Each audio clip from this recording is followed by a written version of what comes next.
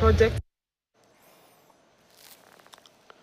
Kundi moja la wanawake 25 katika kijiji cha Kapomosiro, eneo bunge la Chepalungu, kaunti ya Bomet, wameasi tamaduni potovu ya kuwakeketa wasichana na kugeukia kilimo kama njia moja ya kujipatia kipato cha njia inayofaa. Wanawake hao ambao wamepigwa jeki na shirika la Msalaba Mwekundu nchini wameamua kuasi kabisa utamaduni huo ambao hauna manufaa kwa mtoto wa kike na jamii nzima kwa jumla.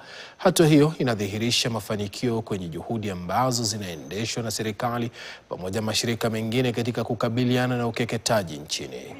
Wale walikuwa wakeketaji wasichana. Hiyo ni madhara na sio, hakuna faida.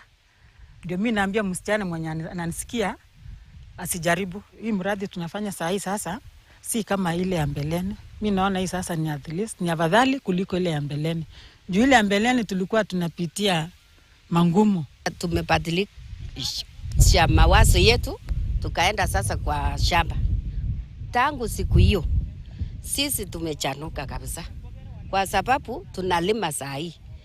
Tuko na pesa, watoto wanasoma mzuri, tunakula mzuri, watoto wako sawa saa hii. Vitu walikuwa natumia kukeketa haikuwa safi.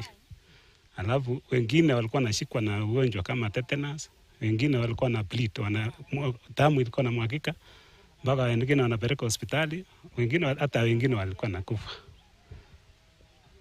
Because hiyo vile juu usafi.